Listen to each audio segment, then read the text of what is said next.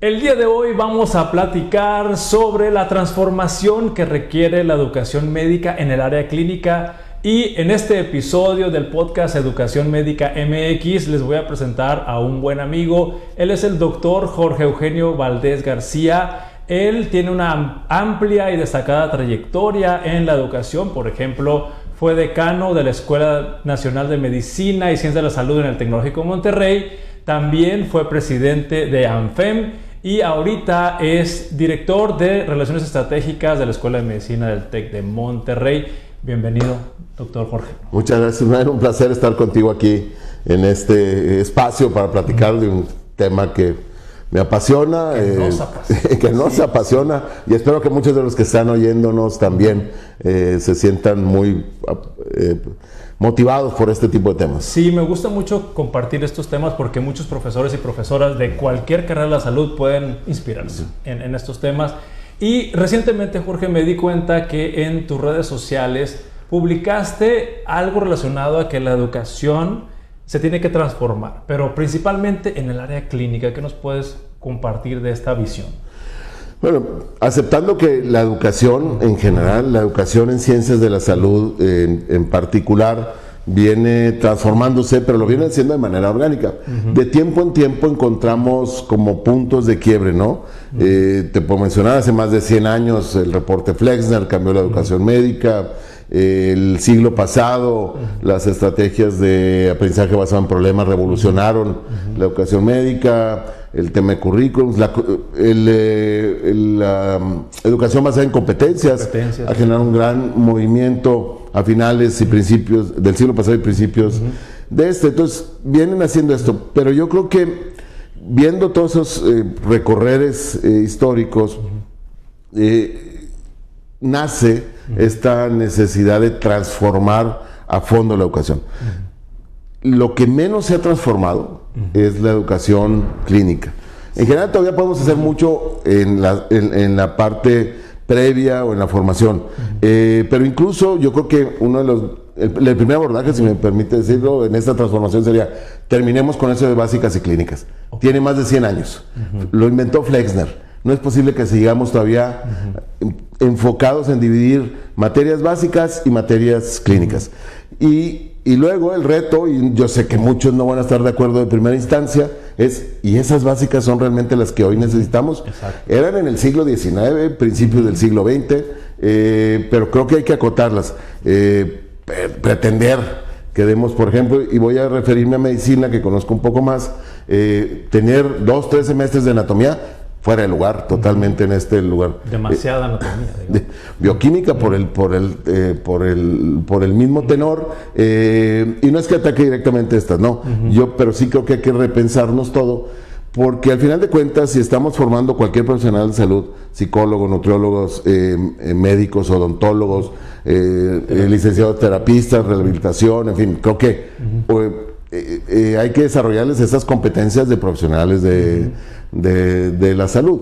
Si se vieron, es una gran lista y no las dijimos todas, y va a haber más profesionales de la salud, por ejemplo, entre otros, enfermería, que es de las tradicionales, pero mira, cada vez que nos metamos a los aspectos sociosanitarios, todavía vamos a tener más profesionales de salud. Y fíjate que, Jorge, investigando en este podcast, que pues he tocado varios temas, y yo considero que muchas escuelas todavía conservan la estructura de un plan de estudios tradicional, el que me estás diciendo. Primeros años, anatomía, fisiología, bioquímica, histología, las ciencias básicas. Y lo que se ve en el mundo es que los planes de estudios modernos tienen la parte clínica estirada hacia los primeros años de carrera. Sí, yo creo que eso es fundamental. A ver, todas nuestras profesiones, estas que mencionamos ahorita, van orientadas a la formación de un profesional que atiende pacientes. O sea, es del ámbito clínico, ¿no? Y entonces creo que hace sentido esto que acabas de decir, hay que exponerlos muy tempranamente. Y déjenme introducir aquí un concepto que es el de complejidad incremental. Es decir, empezamos con cosas menos complejas, andar en un triciclo, luego ponerle llantitas a la bicicleta, lo que hacemos todos, y eventualmente la motocicleta de competencias. Creo que hay que irlo haciendo. Y es que también este desarrollo de competencias va siendo de esta manera escalonada, estratificada, sistematizada, planeada, pero vamos en ese crescendo, ¿no? En aumento. Pero no podemos intentar, creo que ya es anacrónico, muy anacrónico, decir, no, hasta el final adquiere las competencias clínicas, nos esperamos hasta el último momento. Digo, nada más con un dato, en el caso de medicina, el internado, los que me han oído, es una figura que a mí me desagrada mucho, porque tiene también más de 100 años, la puso don Valentín Gómez Farías, segundo presidente de México Médico, en 1870 y tantos. A finales. No, perdón, fue en el Hospital General de México, cuando se abrió, que se formó no, tiene 100 años también, más o menos. Y no lo hemos modificado ni tantito. ¿Sí? Y esto que tú propones, y que yo secundo, de una exposición más temprana, cambia completamente esta aproximación. Sí, definitivamente. Esto estamos hablando de la transformación clínica, pero también hoy en día, Jorge, yo veo que las tendencias son en que ahora tenemos que demostrar más evidencias de que está ocurriendo esas competencias clínicas. Pues mira, ya lo venimos haciendo. Por ejemplo, en el posgrado, las especialidades médicas tienen que sustentar un examen de cuando aplican hacia el consejo. Mejorable en mucho, ¿no? Tiene grandes áreas de oportunidad. Pero quiero traerme el concepto de que tienes que demostrar ante terceros esa capacidad, esa competencia. Creo que nuestros modelos de evaluación siguen todavía muy enfrascados, enfocados en una sola de las competencias, que es el conocimiento. Y tenemos una serie de exámenes muy sofisticados con diferentes técnicas, preguntas abiertas, multiple choice question, opción múltiple, o desarrollo de testes, viñetas clínicas, pero siguen siendo solo de conocimiento. Algunas sí evolucionan un poquito más, porque es qué haces con el conocimiento. Entonces, aplicación y ¿cómo se llama? Razonamiento clínico o pensamiento crítico se empiezan a explorar y empieza a haber ya incluso empresas que nos favorecen esto. Ahora, tenemos un gran aliado hoy en día, que es la tecnología. Lo que antes nos tomaba mucho tiempo, hoy vamos a poder incluso hacerlo de manera mucho más fácil en ese sentido, evaluar esto. Y en este caso vamos a migrar tantito a los posgrados, las especializaciones. Hoy en día también ese entrenamiento, que de repente pueden ser 3 o 4 años de una especialización, también ya está alcanzando toda esa transformación educativa y de aprendizaje en ciencias de la salud a estos posgrados. Hay un paradigma en la formación de los residentes médicos o de las especialidades médicas, que es que tiene que ser en base al tiempo. 1 año, 2 años, 3 años, bueno, no hay ninguna de 1 año, pero 3, 4, 5, 6 años.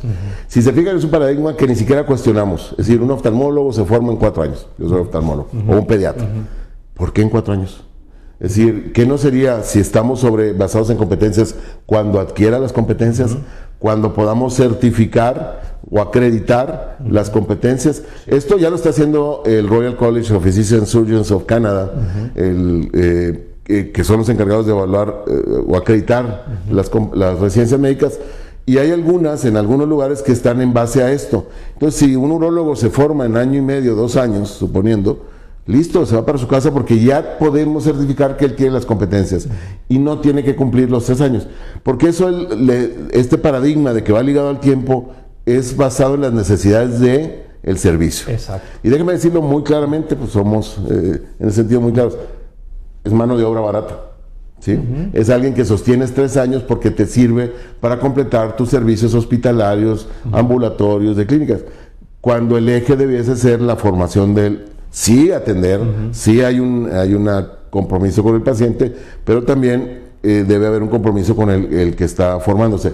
Y en un país como el de nosotros, o en países como el de nosotros, porque te están viendo, sé que te ven en otras partes, pues el tiempo es un factor y muy valioso, y el tener un recurso especializado en salud en menor tiempo posible, con la calidad que se requiere, es sumamente valioso. Entonces, sí tenemos que replantearnos esto. Es que definitivamente estoy de acuerdo con lo que acabas de decir, porque por un lado está que el dicho popular, la práctica hace al maestro, ¿sí? Entonces, hay ciertas cantidad de horas, o de días, o de periodo de tiempo, que va a hacer que el residente o el médico en entrenamiento de posgrado desarrolle esas competencias, Pero no siempre son 4 años o 3 años, eso Sí. es lo que estás diciendo. A ver, aceptando como premisa válida la práctica hacia el maestro, en la siguiente, no hay que quedarnos con esto. Yo soy enemigo de esta postura que muy popular, Malcolm Gladwell en el de Outliers, que tienes que hacer 10,000 horas para ser muy bueno. Sí. Pues no, aquí estamos los educadores para demostrar que no todo mundo necesita 10,000 horas. Exacto. Hay quien necesita menos y hay quien necesita más. Ahora, si es sistematizado el aprendizaje, si lo tenemos planeado, diseñado, entonces habrá quien adquiere la competencia en menor tiempo, habrá quien la mayoría lo va a obtener en el tiempo estándar, porque es una distribución normal. Una tendencia que Sí. está medida. Y habrá a quien le va a tomar más tiempo. Y ojo, habrá quien no la va a tener. También. Y debemos ser muy honestos, muy capaces de decirle, usted no puede avanzar. ¿Qué sucede hoy? Y este también es un dicho, si vamos a premisas que hay, es, en la residencia médica el secreto es no morirse. Eventualmente te haces pediatra. Respirar 3 años. Respirar 3 años y eventualmente vas a graduar. ¿Sí? Entonces, creo que tenemos que, si estamos profesionalizando la educación, si estamos siendo realmente aplicando la evidencia, pues tenemos que empezar a cambiar. Por eso lo de transformar la educación médica requiere una amplia transformación. Pero ahí tenemos que tomarnos en serio que el campo de la educación en ciencia de la salud, la educación médica o cualquier otra profesión de salud, es un campo profesional, es una disciplina que tiene evidencia. Y así como la usamos para los aspectos clínicos, hay que atender la evidencia que genera este campo. Oye, y con eso que estás mencionando, y viene para reflexionar todos aquellos profesores y profesoras, que la tendencia en un futuro viene con planes de estudio, tanto de pregrado, de las carreras de la salud, como de las especializaciones en el área de salud, flexibles. Hoy tenemos planes extremadamente rígidos, cuadrados, como lo estamos mencionando, de una cantidad de años, una cantidad de materias, una cantidad de semestres, y esto en un futuro se puede transformar, ¿no? Evidentemente, y nos va a hacer mucho más eficientes, capaces de generar más y mejores competencias, déjame decirlo así, o mejores, o más profesionales mucho más competentes. Flexibilidad en los formatos, en la entrega de la educación, flexibilidad en los tiempos, pero sobre todo también flexibilidad en los espacios. Yo recuerdo una frase que nos decía algunos colegas de Maastricht en estos temas de educación médica cuando alguna vez tuve la fortuna de visitarlos. Me decían, por ejemplo, al hospital envíalos solo si no encuentras ningún otro lugar a donde mandarlos. Okay. Y a mí me hizo mucho shock, seguro le estará haciendo a muchos aquí, porque consideramos que el hospital es la joya de la corona, el gran espacio educativo, y ellos lo ven justamente al revés. Es el peor espacio educativo. Es mucho mejor la consulta, el ambulatorio, la guardería, el hospicio, las casas de retiro, porque hay mucho más oportunidad para el novato, para el aprendiz novato en cualquiera de sus niveles, de desarrollar esas competencias en todos estos espacios. Pero si te fijas, ahí ya te enumeré como 6, 7. Y tenemos todavía una obsesión muy marcada con el hospital. Exacto. Cuando sabemos que incluso la atención de la salud, el 95% no ocurre en los hospitales. Y en la mayoría de los pacientes, sean de psicología, nutrición y todo, no son hospitalarios. Entonces sí tenemos que transformar radicalmente esta aproximación con esta flexibilidad que tú mencionas. Y la primera es los escenarios de aprendizaje. Tenemos que enriquecer por mucho los escenarios de aprendizaje. Y yo quiero tocar un tema respecto a que estamos viendo también en el país que esta flexibilidad se está mostrando, a mi punto de vista, lento. Por ejemplo, a lo que me quiero referir es que ahora hay especializaciones que ya no tienes que hacer 4 o 3 años de medicina interna para luego volverte un subespecialista. Ya hay algunas que se le conoce como ya de entrada directa, ya es una flexibilidad aplicada. Sí, y ha sido una gran discusión. A ver, y la pregunta es, ¿queremos verdaderamente subespecialistas? Porque un subespecialista se va a dedicar a su especialidad. Es el menor de los casos. La mayoría de los casos se ve a la subespecialidad o el curso de alta especialidad, que es la otra variante, como un complemento a la especialidad. Entonces, si no me va muy bien de X subespecialidad, pues tengo la especialidad base, que es la gruesa y me complementa. Pues la verdad que desde el punto de vista personal puede ser seguro, pero desde el punto de vista de su sistema de salud es altamente ineficiente, muy costoso, porque para formar un subespecialista o alguien que se va a dedicar a la alta especialidad, estoy invirtiendo demasiado tiempo y son recursos, ¿sí? Hay que ser consciente de esa parte. Fíjate, yo recuerdo las discusiones que se tenían, ya habían pasado cuando yo empecé mi entrenamiento como oftalmólogo, si teníamos que hacer un año de cirugía general. Y la verdad es que no hay ninguna competencia fuera de mayor relación médico-paciente que nos sirva, es más, tenemos que desaprender muchas de las cosas que aprendemos en cirugía general. Y luego también me tocó, justo antes de empezar mi entrenamiento, la residencia rotatoria, también, que en Estados Unidos prevalece, bastante anticuada, sí, en ese sentido. Digo, habrá, sobre todo la gente interna, la defienden mucho, que te expone a todo, pero para eso estaba el internado, se supone que debiste haber tenido esa exposición, concediéndole alguna virtud al internado. Entonces, tenemos que ser también muy juiciosos, como dirían los colombianos, en este tema, para decir, oye, aquí hay recursos, tiempo de la persona, y necesitamos a alguien que salga con las competencias, con la calidad, pero en un menor tiempo. Y volviendo al tema de las carreras de la salud, todas ellas hablando de pregrado, hoy en día los planes de estudios basados en competencias, porque es una tendencia, yo creo que, no sé, que un porcentaje alto de las escuelas de medicina y carreras de la salud ya están transformadas en competencias. Y el enfoque, como lo acabas de decir, yo creo, porque te he escuchado hablar en otros foros donde no preparamos a los profesionales de la salud para que trabajen en un hospital, sino para que sean más amplios a nivel preventivo y de atención a la salud primaria. Sí, es decir, el enfoque por competencias, yo diría primero, son las competencias profesionales. Cualquier profesionista, como se dice en México, tiene un set de competencias muy parecidos. Es decir, no importa si soy abogado, contador, médico, enfermera, nutriólogo, voy a tener un set de competencias profesionales, a veces se llaman transversales, propias de alguien que se dedica a una profesión. ¿Sí? No voy a entrar ahorita a toda la definición de profesión, porque nos lleva a otro programa. Y luego están las competencias del área de salud. Son las mismas para una psicóloga, para una nutrióloga, para una médica, en fin, para cualquier profesional.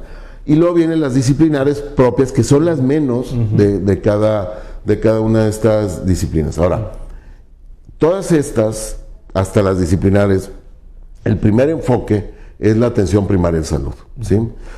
Yo diría dos enfoques, la atención primaria de salud y el primer nivel de atención, que a veces se confunden porque ocurre